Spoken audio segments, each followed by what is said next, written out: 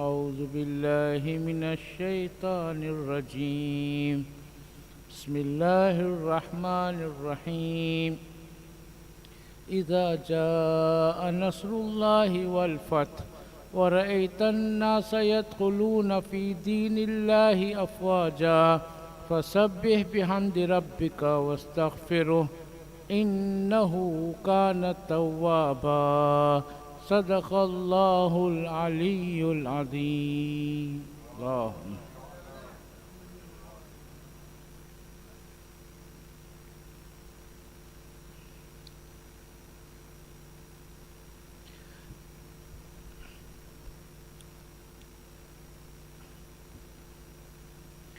اے غیرت مریم تیرا بازار میں جانا، اے غیرت مریم تیرا بازار میں جانا، نہ بھول سکے گا اسے تا حشر زمانہ،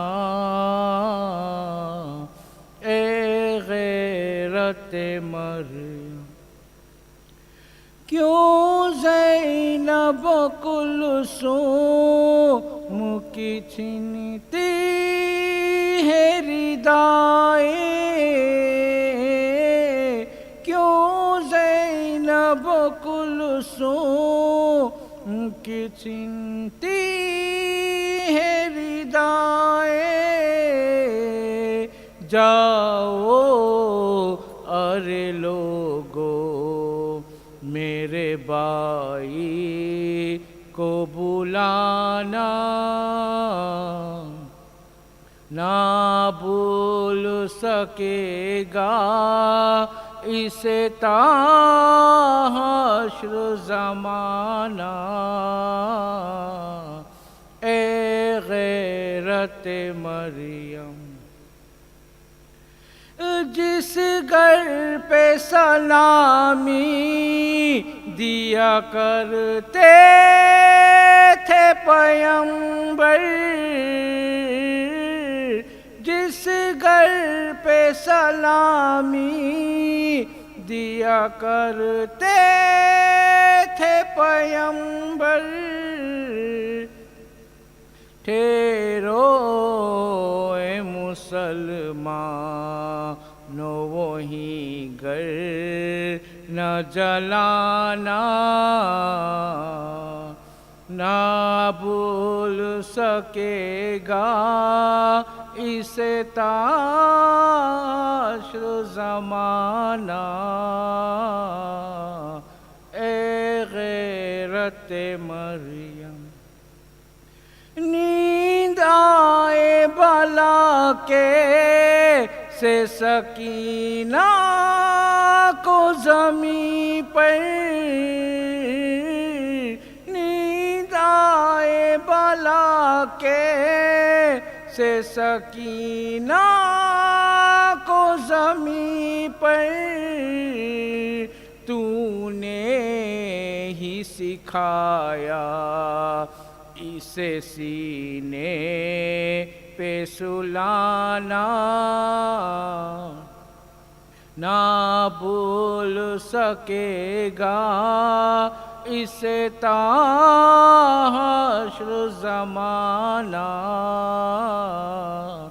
اے غیرت مریم اسلام پہ دو بیٹوں کو قربان کیا ہے، اسلام پہ دو بیٹوں کو قربان کیا ہے، قسمت میں تیری لکھا ہے یہ داغ اٹھانا، نہ بھول سکے گا اسے تا حشر زمانہ اے غیرت مریم اے دختر حیدر وہ قیامت کی گری تھی اے دختر حیدر وہ قیامت کی گری تھی سر ننگے تیرا شام کے دربار میں جانا نہ بھول سکے گا اسے تا حشر زمانہ اے غیرت مریم تیرا بازار میں جانا اے غیرت مریم تیرا بازار میں جانا. الفاتحہ.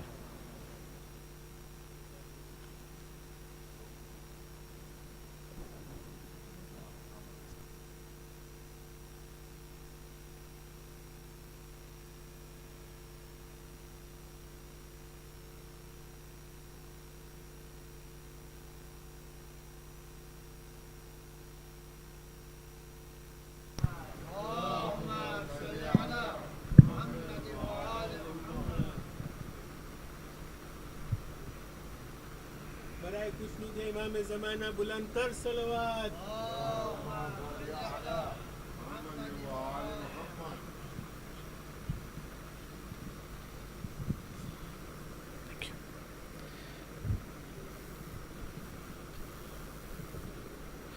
السلام علیکم ورحمۃ اللہ. اعوذ باللہ من الشیطان الرجیم. بسم اللہ الرحمن الرحیم.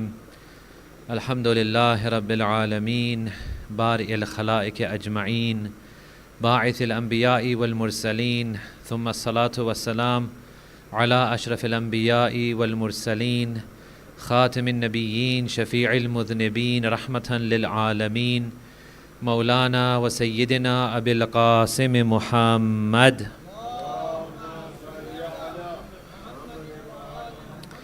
وعلى آلہ الطیبین الطاہرین لا سیما بقیت اللہ فی الارض مولانا حجت ابن الحسن عجل اللہ تعالی فرجہ الشریف.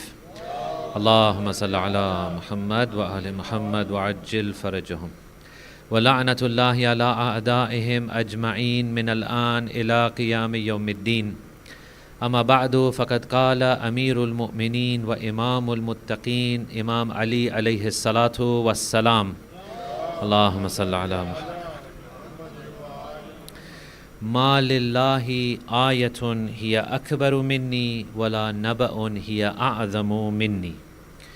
My respected elders, brothers, sisters, respected scholars, we have been discussing the importance of istirar, that the central point, the core point during the time of the ghaibat of Imam is for a mu'min to develop a sense of istirar.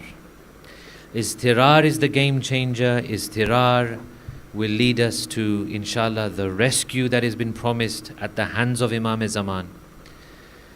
And it will lead us to gaining closeness, and proper intizar of the Imam can only come through istirar.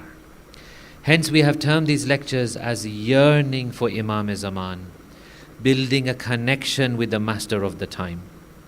These lectures are to remember Imam Zaman, to feel a sense of closeness towards him, and to develop an attachment towards him. Now tonight we are going to look at a very important question. Yesterday we answered one of the questions which was unspoken. I assume that many had this question. Today there is another question which I am going to address, which is, Aslan, what is the meaning of istirar? Why should we have istirar? As I said in one of the previous lectures, that if you feel everything is very okay and everything is good, then what istirar will you have? So what kinds of istirar are there? and how do we navigate these different types of istirar, where are they placed. Inshallah, that is our discussion for tonight, with the barakat of a salawat ala Muhammad wa ali Muhammad. Allahumma salli ala Muhammad.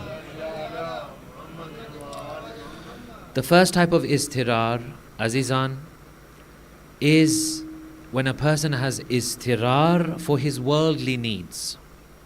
Worldly needs. Most of the time, to be honest with you, our worldly needs, generally speaking, are taken care of, or we have a way to take care of them. Generally speaking, if we don't have money, there are ways that we can apply for different schemes, etc., to gain money. Generally speaking, we have food on the table. Generally speaking, we have a roof over the head. Generally speaking, we have a bed to sleep in at night. Generally speaking, we are able to attend to our basic needs in general. If someone doesn't have this way, if someone doesn't have their basic needs independently, then definitely there are ways that we know how to get these things done. However, there are times when life takes a bad turn. Life takes a bad turn. When we have things, we are happy. We don't remember Allah much in that sense. We do all the ritualistic things. We go through life. We worship Allah subhanahu wa ta'ala. But it's a kind of maybe ibadat without a kind of spirit. When things get difficult, what happens? Now we are hungry, but we don't have access to food. We want somewhere to live, but we don't have a roof over our heads. We are lonely, we are emotional, we have emotional needs, we have other needs, we don't have a family to share with. We are in need of izzat and honor and respect, which is one of the needs of a human being, but we don't have people who give us izzat and honor and respect. Wherever we turn, we are feeling disrespected, for example. So when these things happen, what happens to a person? He will go, again, because it's our habit, we don't see Allah in the solutions. Allah is actually the solution to everything. Allah is the provider for everything, but we don't tend to see it. So what we'll do is, typically we go after asbab-e-zahiri. The normal apparent causes, we'll go after them. So when we're ill, doctor. When we have money issues, we'll go, for example, to friends and family, community, whatever it is. When we have, for example, family issues, then we'll reach out to our family members and we'll seek help from there. We'll reach out to community, for example. Now I'll ask you, when every door closes, what happens? Then you become mustar. But your istirar is for what? It is for worldly things. Let's be honest here. It is for worldly things. You need money, you need something physical, you need something worldly, you become mustar. And believe me, in this worldly sense, you become mustar, you have istirar, you do your ibadat, you do your namaz, you do your du'as, you do your tawassul, you do all of these things, and it's more heartfelt, isn't it? It's more deep in the heart. It's more concentrated. Okay? So this is one level of istirar. Now, Quran makes mention of this. Quran says that there are some people that when they need us, they'll call out to us. فَإِذَا رَكِبُوا فِي الْفُلْكِ دَعَوُوا اللَّهَ مُخْلِصِينَ لَهُ الدِّينَ.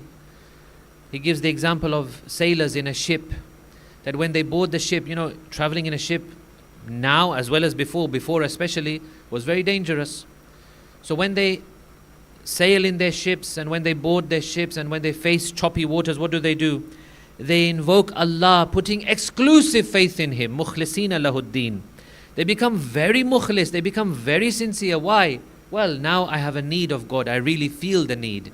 In the middle of the sea, when there is nothing else that can come to your aid, when the waves are crashing all around you, when the waters are dangerous, what do? You reach out to Allah subhanahu wa ta'ala, because there is no other.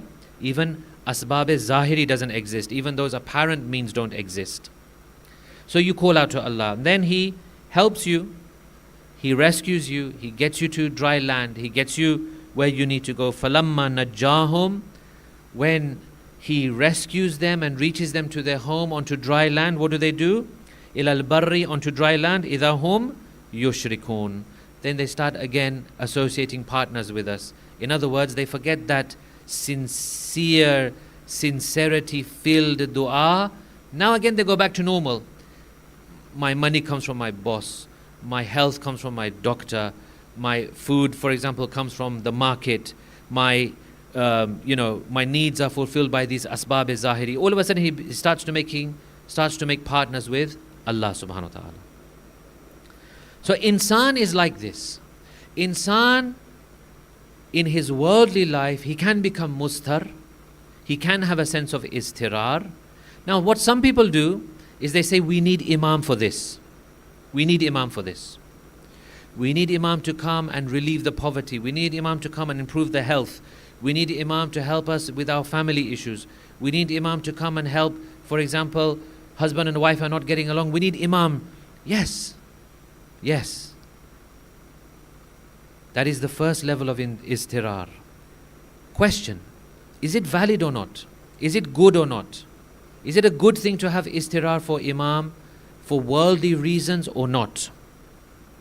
The answer is yes, it is good. Don't let anyone come and say that it's not good. No one should come and say that yes, this is actually something very bad. Don't do this. No. I'll explain why.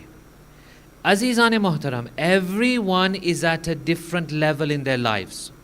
Every single person is at a different level in their lives.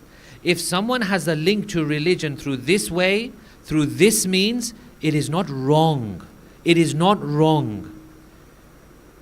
It is not wrong to do this. We have in hadith, beseech Allah, even if it is for the salt in your food and the laces in your shoes. Beseech Allah even for the salt in your food and the laces in your shoes. So it's not wrong. Don't let anyone come and tell another person that this is wrong, you should not be doing it like this. It's not wrong. Is it the best? Is it the purest? Is it the best way to do things? No. It is not wrong, but there are better ways of doing it. Hadith says when you even need the salt in your food and the laces on your shoes, you should beseech Allah subhanahu wa ta'ala. However, now we have to be a little bit honest with ourselves. Azizane Girami, there were times in your lives, my life or everyone's life, that maybe we were in a sad situation on a worldly level. Nothing is happening, nothing is working. What do? We say, okay, I'm going Mashhad now. I need to speak to Imam Raza. I'm going Karbala. I need to speak to Imam Hussein alayhi salam. Why? Worldly life is not going well. When we get there, what do we say? I want my business to flourish. Mawla, make my rizq increase. Mawla, I want a good family life. Mawla, guide my children. Mawla, do this and that. Generally speaking, we go and we pour our heart out for worldly reasons. There was a person who went to Masjid Jamkaran. Masjid Jamkaran is near Qum. And Tuesday night, I won't go into the history of Masjid Jamkaran. Tuesday night, Khulasatul Kalam is this, that Tuesday night, Masjid Jamkaran is that special night where it is emphasized to go and do your a'amal, and people, it is said, have seen Imam Sahibul Asri wa Zaman, Allahumma salli ala Muhammadin wa ala Muhammad. And there is an a'amal to do. So Tuesday night in Jamkaran, you can expect roughly 100,000, 1 lakh manaso on a Tuesday night will attend Jamkaran. Now on one occasion, one of the mu'mineen was in Jamkaran. And he's looking around and he's seeing people crying, weeping, tawassul, istighasa, al-ajal, Allahumma ajil li waliyaka al-faraj, reciting all these du'as, du'a tawassul. Everything is being recited. And he's thinking, he has a thought in his mind. He's like, so many ashiqeen, so many lovers of Imam Zaman. I wish Imam Zaman comes. I wonder why he is not coming.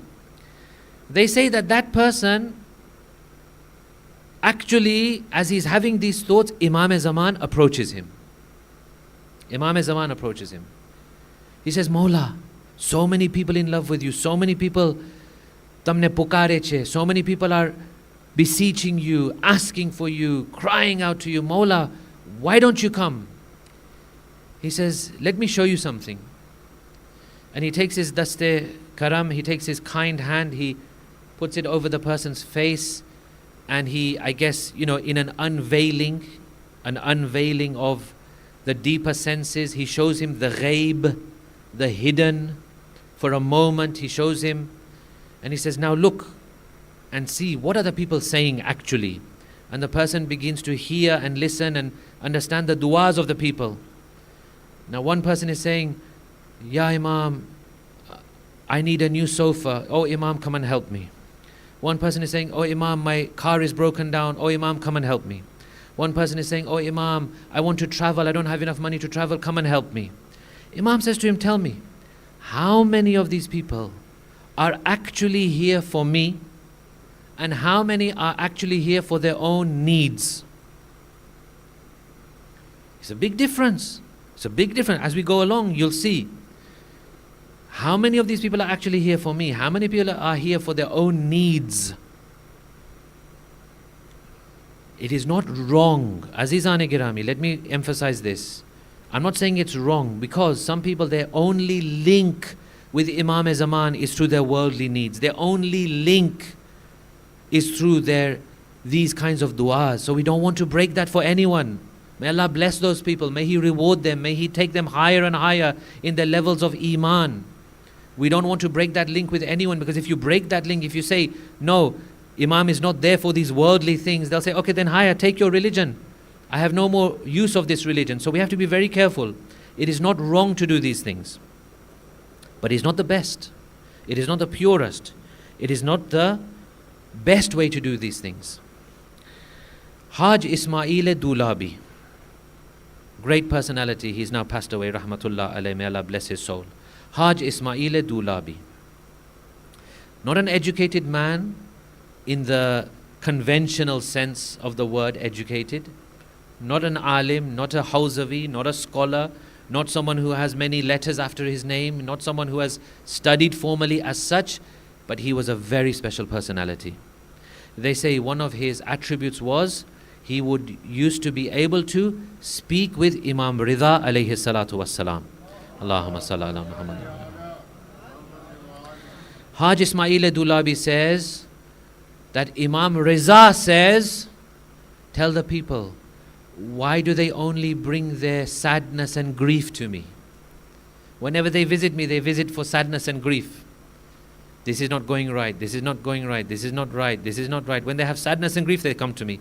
Tell the people, bring your happiness as well. Bring your happiness as well. Typically we go to Imam Hussein, we go to Imam Riza alayhi salam. Typically I would say, we go when we have problems, when we have issues in life. When do we ever go and just say, oh Imam, I'm so happy today, I've come to thank you, or I've come to share my happiness with you. So Haj Ismail Dulabi, he says this. He says, Imam Riza says, why do you always bring your gham and andu and your gham and your ham and your issues to Imam Riza? Bring your happiness as well. He wants to see you smile as well. Imam Riza alayhi salam wants to see you smile as well. One of the ulama says that he was a student in Fayziyya of Qum. And he was in a very bad situation. He was a very, very sad, very poor situation, where even his basic needs were not being met. His basic food and heat and that kind of thing was not being met. So he says, you know what, I have no other option. I'm going to write to Imam Asr. So he writes Ariza. He says, I wrote this Ariza, I wrote my issues to Imam, and by the time I just finished the Ariza, I heard a knock on the door. I went, I opened the door. A man was standing there with his face covered. Probably he didn't want anyone to know who he was. His face was covered. And he said, here are those things that you have asked for. And he gave me a bag of ration of things that I had asked for, these basic needs. And then he added something. He says, here is what you have asked for, but don't call on Hazrat just for a few kilos of meat and a few grams of oil.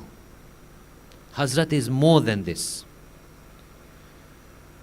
So the first level of istirar to Wali Zaman, Wali Khuda, Imam Zaman, Ajjalallahu Ta'ala Farajahu Sharif, Allahumma salli ala Muhammad, is to have istirar for our worldly needs. It is not wrong, but we can go better than this. Someone may say, well, if it's not for worldly needs, then what is it for?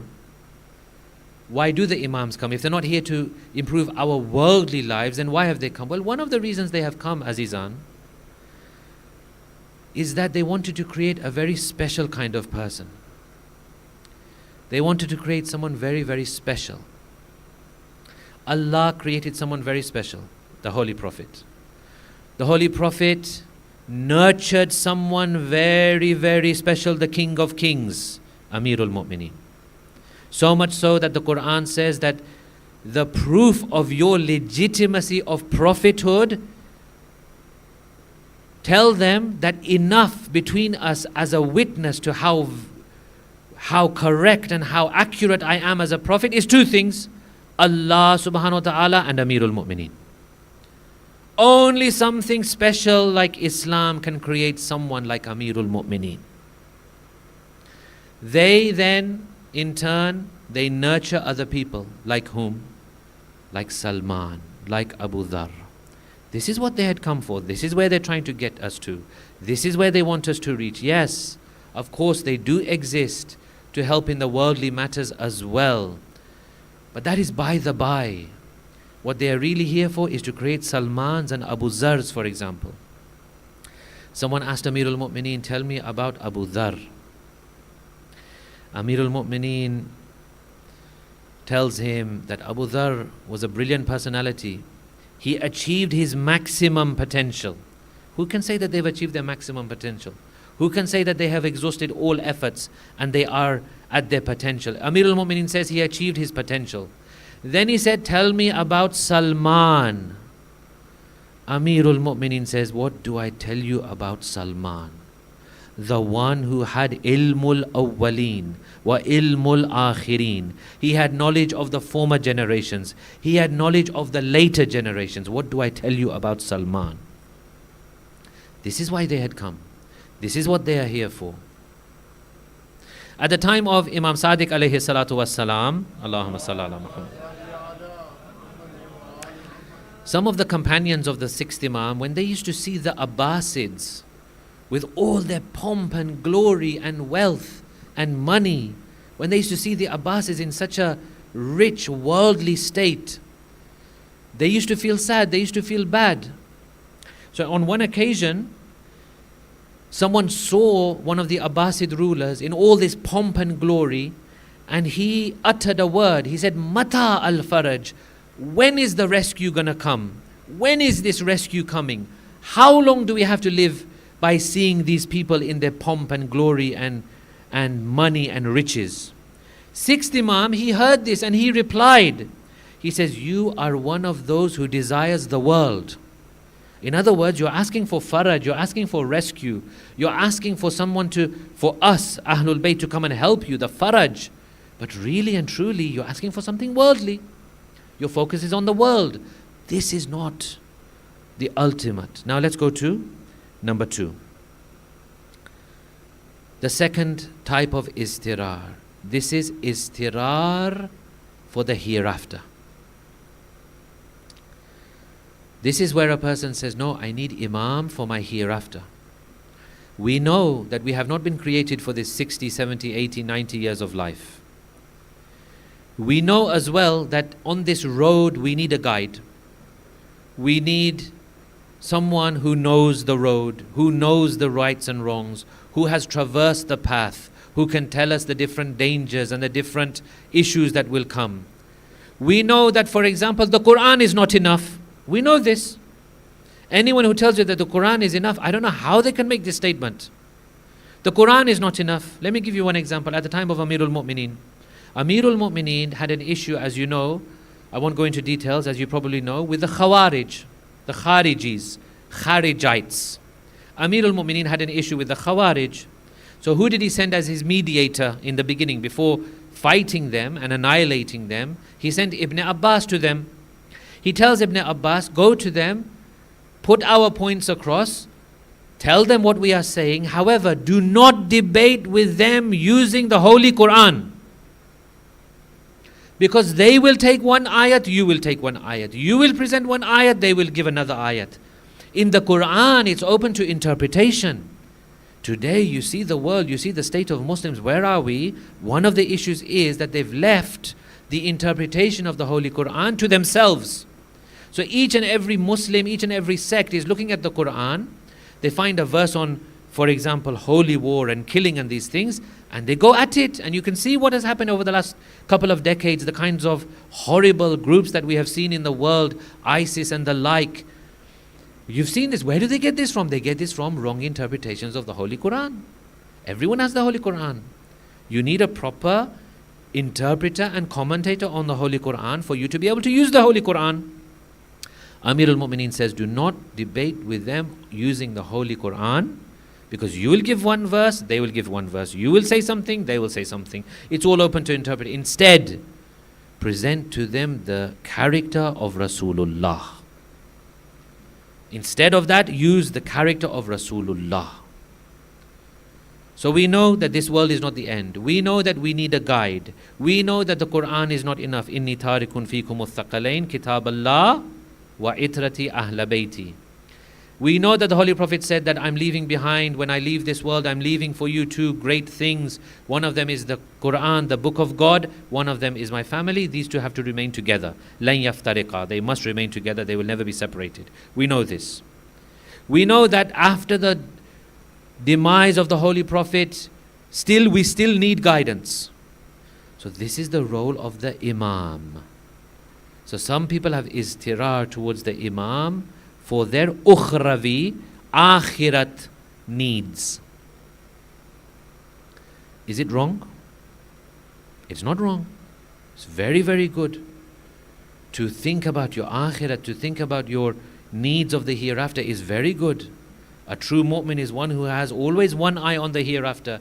A true mu'min is one who's always thinking about his everlasting life after this world. A true mu'min always thinks about his death and his barzakh and his qayamat. It is not wrong. Some people will say, no, don't do things just for heaven and just for hell. But in Islam, we have so many ahadith and riwayat that, for example, even take the example of Amirul Mu'mineen again. Sallu ala Muhammad wa ali Muhammad. Take the example of Amirul Mu'mineen again. When he used to dig a well, Amirul Mu'mineen, one of his great physical, tangible ihsanat was that he established so many wells in that area around Medina. Go right now to, for example, the mosque that we go for Ihram, Masjid Shajara. In Medina, Masjid Shajara. What is the name of that place? You must be told by your guides every time. Abar Ali. The place of the wells of Ali. Until today it's known as Abar Ali. Because he used to, in that area and beyond, establish so many wells. What he would do, this great man, he would establish a well, and then he would take a document and he would do waqf of the well. He would give the well over to the people. He said, I don't want anything more to do with this. This is for you. This is waqf for you. But he used to write, this is the effort of Ali, son of Abu Talib. May it be a means of shielding his face from the fire of hell. So it's definitely not wrong to do things to stay away from hell and to be rewarded with heaven. Now, in the first level, when I explained the worldly, I gave you the religious explanation, right? The religious explanation was that these worldly things become excuses for which we go towards Allah. Eventually, the goal is that using these excuses and these worldly things, eventually we fall in love with Allah Himself. Then eventually we go to Allah for Allah's sake. Now, what is the religious explanation for this second one? The religious explanation is this. Hell is nothing more than the manifestation of the anger of Allah. What is hell? It's the manifestation of the anger of Allah. No one wants to be under the anger of Allah. No one wants to be punished under the anger of Allah. No one wants to be in a place where there is the anger of Allah. Heaven is what? Heaven is the manifestation of the pleasure of Allah. We always want to be under the pleasure of Allah. This is the religious way of looking at things. We always want to stay away from the anger of God. We always want to be entering the place which is the pleasure of God. So it's not wrong. In fact, it's very good. This has a very big impact upon a person. When a person has iztirar for the hereafter, it has a very, very positive impact upon them. Let me tell you about Sheikh Murtaza Zahid. Our community has not been introduced to this personality, but he was a fantastic scholar. Sheikh Murtaza Zahid of Tehran. Let's have a loud salawat upon his name, please. Allahumma salli ala Muhammad wa ali Muhammad. Sheikh Murtaza Zahid is a very spiritual person, very... His gatherings, his namaz and these things were very special. And people used to come from all around. You may have seen some videos of the namaz of Ayatollah Bahjat and how spiritually charged that was. Maybe something similar. He was in Tehran. People used to come from far and wide to attend his namaz and his gatherings. Now his practice was what? After namaz, he would give a hadith, he would give a little bit of akhlaqi talk, and he would give one or two masail. And then, Khuda Hafiz, everyone goes home after Maghrib and Isha. On one occasion, he does this, he does what he normally does, he prays the namaz, Maghribain, Isha finishes, he stands up, he gives a hadith, he gives some akhlaqi points, he gives one or two masail. Khuda Hafiz, everyone goes home, he also goes home. When he goes home, he takes the Tawzihul Masail and starts to read, and then he looks at the two masail which he just presented in the mosque, and then he realizes that, oh dear, I have made a mistake. The thing that I presented in the mosque is not exactly accurate according to the Tawzihul Masail. So what he does, he quickly closes the book, puts on his shoes and his clothing, he goes out, he goes to each and every one of those houses of those namazis who had come for namaz, knocks on the door, tells them, Agha, I'm sorry, I had made a mistake, I told you this, but actually the real ruling is this. One of those people who opened the door says, Haj Agha, dear respected Sheikh Murtaza Zahid, why are you so much in a rush to tell us? You would have told us tomorrow. You know we usually come, the same people usually come, it's a local neighborhood mosque. You know the same people usually come night after night. You know the crowd, you would have told us. Why have you taken extra trouble to come this very night? Why are you in such a rush to tell us? He says, Azizaman, oh my dear brother, maybe you're not in a rush to know, but maybe the angel of death is in a rush to take my soul tonight. Maybe you don't have a rush, but maybe I won't be alive till tomorrow. Then what? Do you see how that feeling of hereafter, of one's hereafter, afterlife, akhirat, gives a person such a level of responsibility, gives a person such a level of taqwa and zuhud. So definitely, having istirar in the imam of the time for one's ukhravi and hereafter needs is definitely not wrong. But still again, there is one level higher than this. However, I'm going to explain that tomorrow. Time nathi. So inshallah that will come tomorrow. What is the third and the very much purest, nicest way of looking at istirar? The third type, inshallah, we'll explain tomorrow with a loud salawat ala Muhammad wa ali Muhammad. Azizani Girami, are you looking at your feeds and screens of the live pictures from Karbala? You must be. How many millions of people are gathering on that Pak Sarzameen, on that holy land between Najaf and Karbala and other places, but the main walk is Najaf to Karbala. How many millions of Za'ireen are gathering? Do you see, for example, not anyone is going hungry? Do you see, for example, that everyone is fed? Do you see, for example, everyone is given water, given drinks, given massage, given all sorts of things? This is the honor of the people. How many people, they are there, they've established these mokibs and they are serving the Za'ireen. Do you see that? How is this possible? Where is this mu'jiza come from? Azizani Girami, for today's Masa'ib I'm reciting two things. Two times when Imam Hussein mentioned and remembered me and you. Two times Sayyid al-Shuhada, Gharib Zahra, mentioned me and you and remembered me and you. The first time, where has this mu'jiza come from? Let me tell you. The first time is when Imam alayhi salam enters into Karbala. He calls the people. He says, tell me, what is the name of this place? They give him one name. They say, for example, Qadiriyya. They say, for example, Shattul Furat. They say all these different names of the area. He says, no, bring someone elderly. Bring someone who knows the area better. Let me ask him. They bring an elderly person. He says, you tell me, what is the name of this land? He says, Mawla, this place is called Karbala. Imam says, now we have reached our place, because now we have reached the place of Karb and Bala, sorrow and calamity. Then he calls the tribe, he calls Bani Asad, he says, come, I want to talk to you. They say, Mawla, how can we help? He says, I want to buy this land from you.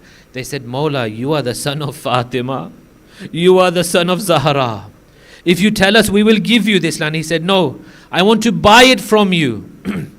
They sell the land to Imam Hussein. That land belongs to Abu Abdullah. When you go to Karbala, you are going to the land of Imam Hussein. You are entering the property of Imam Hussein. Imam Hussein is the owner of that land.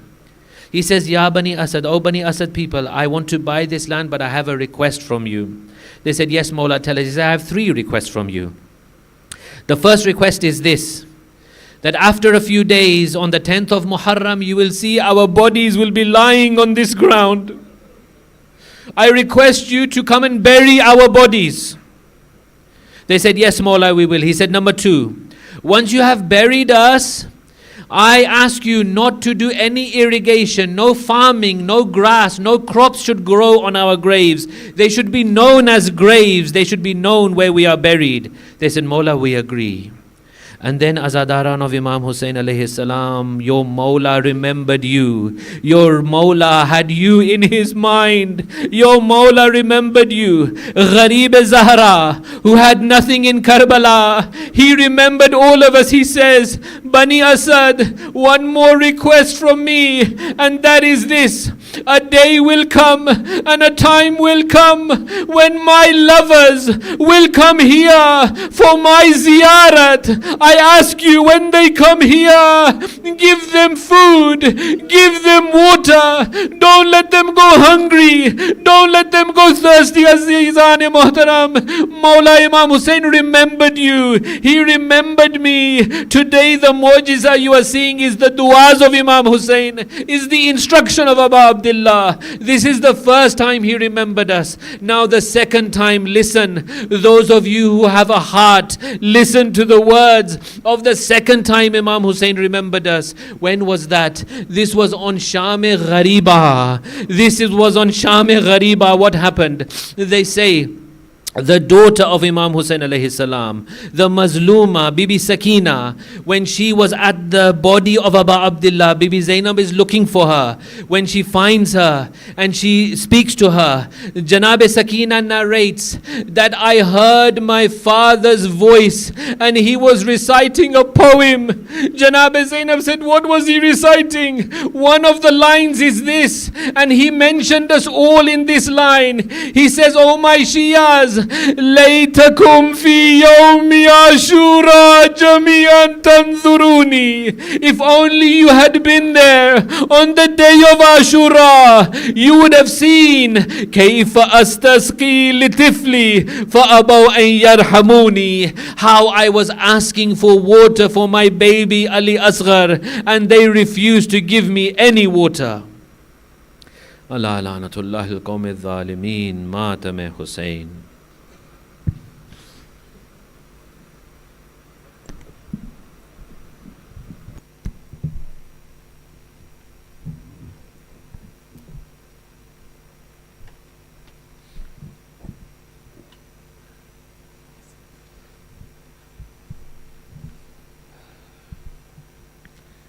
زینب نے کہا رو رو کے جب شام کی گلی آئی، جب شام کی گلی آئی، زینب نے کہا رو رو کے جب شام کی گلی آئی، جب شام کی گلی آئی، زینب نے کہا رو رو کے جب شام کی گلی آئی، جب شام کی گلی آئی، سادات پہ پتھر برسے، سادات پہ پتھر برسے، جب شام کی گلی آئی، جب شام کی گلی آئی، زینب نے کہا رو رو کے جب شام کی گلی آئی، جب شام کی گلی آئی، بے مکناؤ بے چادر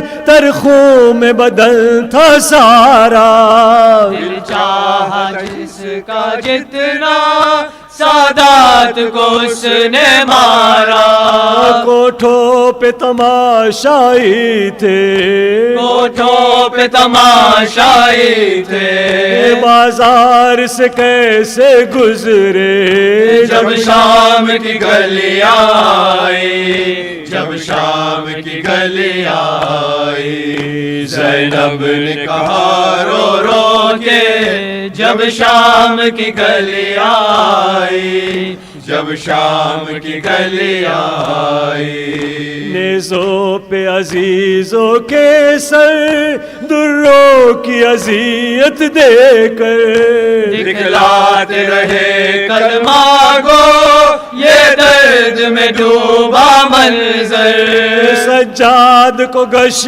آیا تھا، سجاد کو غش آیا تھا، سب اہل حرم روتے تھے، جب شام کی گلی آئی، جب شام کی گلی آئی، زینب نے کہا رو رو کے جب شام کی گلی آئی، جب شام کی گلی آئی، تھا زرد سکینہ کا چہرہ ایک شخص جو یہ کہتا تھا، یہ میری کنیزی میں دو زینب کا کلیجہ کانپا، زرد سکینہ کا چہرہ ایک شخص جو یہ کہتا تھا، یہ میری کنیزی میں دو زینب کا کلیجہ کانپا، بی بی نے کہا یا حیدر، بی بی نے کہا یا حیدر، اب ضبط کے بندھن ٹوٹے، جب شام کی گلی آئی، جب شام کی گلی آئی، زینب نے کہا رو رو کے جب شام کی گلی آئی، جب شام کی گلی آئی، اللہ کوئی نہ دیکھے سجاد یہی کہتے تھے، مر جاؤں گی اس بستی میں آنکھوں سے لہو رو رو کے، سب ناد علی پڑھتے تھے، سب ناد علی پڑھتے تھے، بالوں سے چھپائے چہرے، جب شام کی گلی آئی، جب شام کی گلی آئی، زینب نے کہا رو رو کے جب شام کی گلی آئی، جب شام کی گلی آئی، جب شام وطن یاد آئی، رونے لگی زہرا جائے، وہ مظلومہ شہزادی کہنے لگی میرے بھائی، تم بند ہی رکھنا کہ تم بند ہی رکھنا کہ زینب زینب کو حیا ہے تم سے، جب شام کی گلیاں آئی، جب شام کی گلیاں آئی، زینب نے کہا رو رو کے، جب شام کی گلیاں آئی، جب شام کی گلیاں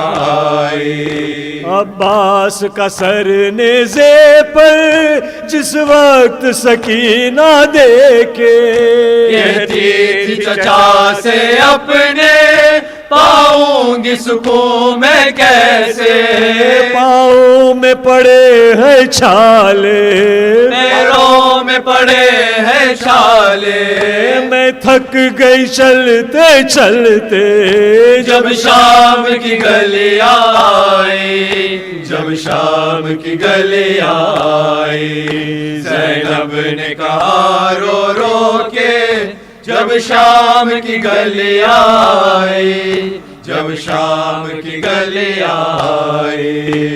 عابد کا جگر زخمی تھا، تھی زینب جو بے پردہ، آنکھوں سے لہو جاری تھا، ہونٹوں پہ صدا واویلا، کہنے لگے میں زندہ ہوں، کہنے لگے میں زندہ ہوں، پتھر ہے پپی پر بر سے، جب شام کی گلیاں آئی، جب شام کی گلیاں آئی، زینب نے کہا رو رو کے، جب شام کی گلیاں آئی، جب شام کی گلیاں آئی۔ سادات پہ پتھر برسے، سادات پہ پتھر برسے، جب شام کی گلیاں آئی، جب شام کی گلیاں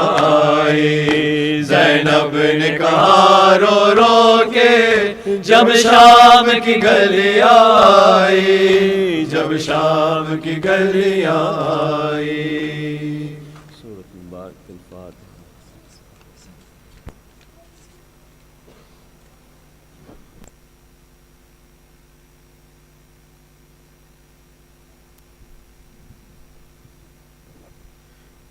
Bismillah ar-Rahman ar-Rahim. This is once again a reminder to all mu'mineen that inshallah the julus will be held on the eve of Arba'een, that is Saturday 24th August 2024 at 4 p.m. from Kabristan to JIC. Members of the community wishing to hold alam, flags, tazia, banners are requested to register with Brother Altaf Bhimani or Brother Muhammad Nazir Khaki or fill in the Google form that has been circulated by Jamaat's WhatsApp. Deadline has been extended up to Tuesday 20th August 2024. Furthermore, members of the community wishing to give a flag for the julus are requested to contact Brother Altaf and Brother Muhammad Nazir Khaki. Borrowed flags will be returned on the eve of 21st Safar during Sham-e-Watan Majlis. Just now after Tabarukat, the exhibition on the tale of tears will be open for the gents on the 4th floor. Gents are requested to use the back lift. Gents who have not purchased the tickets, the same is available at the entrance. Gents are humbly requested to support this program. Ladies will be able to view the program tomorrow night after the Majlis. Ahsan, tawajjuh ziyarat.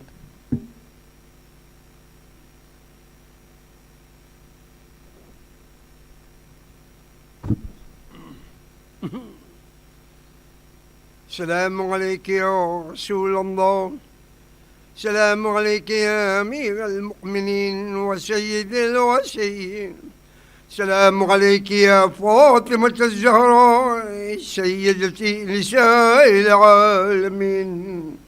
السلام عليك يا حسن المجتبى. السلام عليك يا أبا عبد الله الحسين وعلى علي بن الحسين وعلى أولاد الحسين وعلى أصحاب الحسين جميعا ورحمة الله وبركاته.